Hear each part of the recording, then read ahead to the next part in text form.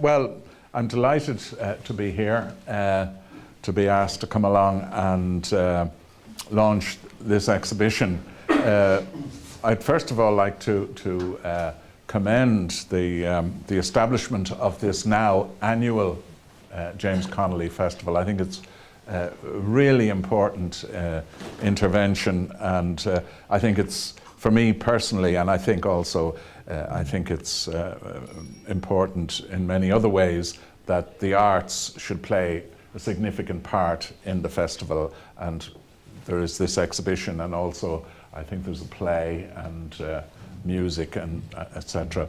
So I think that's all really exciting, and I hope in this centenary year gets a large focus of attention and receives a lot of visitors.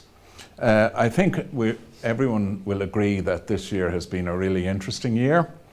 It started off rather bizarrely, or the plans for the year started off rather bizarrely when the government in, I think it was November 2014, decided to launch their commemorative programme in the GPO with a video entitled Ireland Inspires.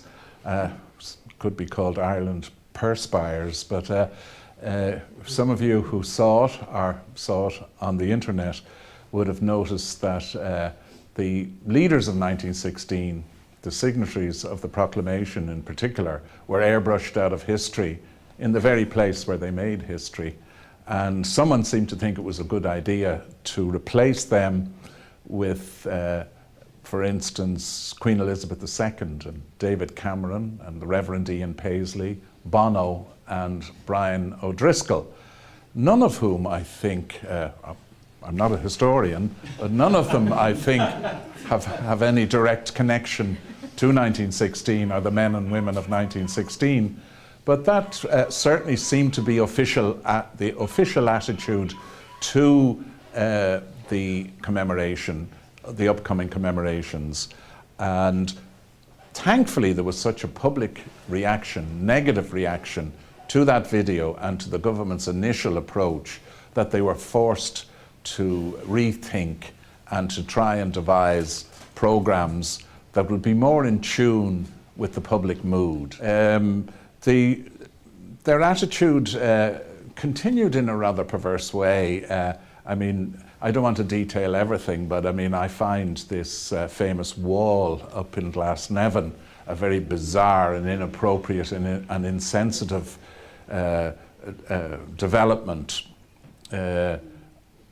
This notion of inclusivity, that everyone should be remembered, and particularly everyone who died during Easter week to be remembered. It seems to me that if you commemorate everyone, you actually commemorate nobody in particular.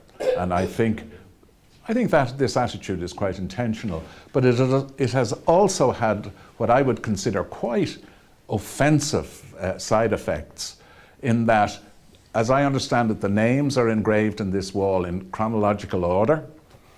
So for the 12th of May, and that's all very important to us who are commemorating James Connolly with this festival.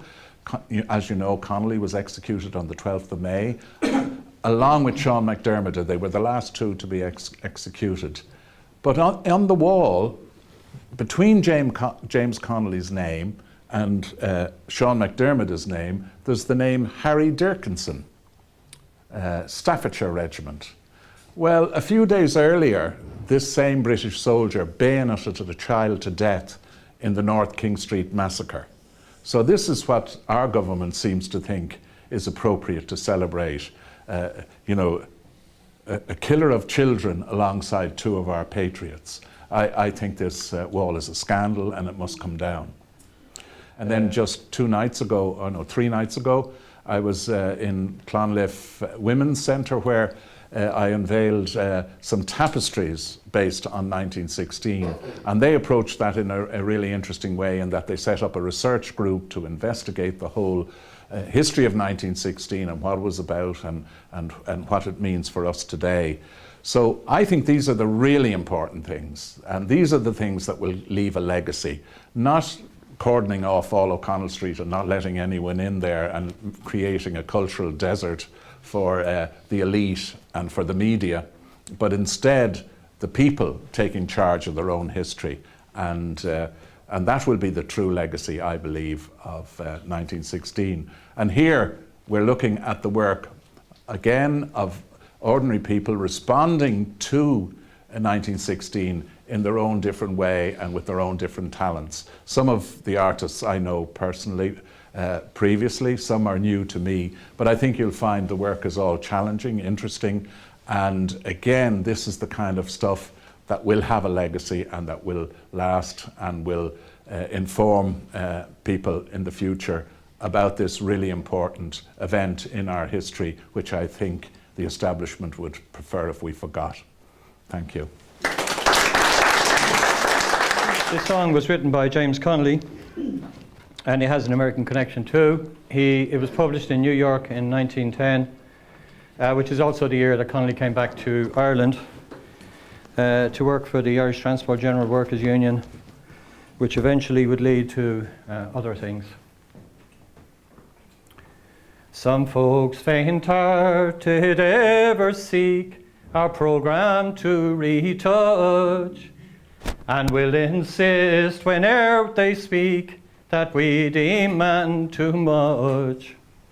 'Tis passing strange, I do declare, their statements cause me mirth, for our demands most moderate are, we only want the earth. We only want the earth. We only want the earth. And our demands most moderate are, we only want the earth. Be moderate, the trimmers cry, who fear the tyrants under. You ask too much, and people fly from you, aghast in wonder. 'Tis passing strange, I do declare, their statements cause me mirth, for our demands most moderate are, we only want the earth. We only want the earth. We only want the earth. And our demands most moderate are, we only want the earth. Our masters all, a godly crew, whose hearts throb for the poor. Their sympathies assure us too, if our demands were fewer. Most generous souls, but please observe, what they enjoy from birth is all we ever had the nerve to ask, that is the earth. We only want the earth. We only want the earth. And our demands most moderate are, we only want the earth. The labour fakir, full of guile, false doctrine never teaches, and whilst he bleeds the rank and file, tame moderation preaches. Yet in his despite we'll see the day, when with sword in their girths, workers shall march in war array to claim their own the earth. To claim their own the earth. We only want the earth. And our demands most moderate are, we only want the earth. For workers long, with sighs and tears, to their oppressors knelt, but never yet to aught save fears did heart of tyrant melt. We need not kneel, our cause is high, of true hearts there's no dearth, and our victorious rallying cry shall be, we want the earth. We only want the earth. We only want the earth. And our victorious rallying cry shall be, we want the earth.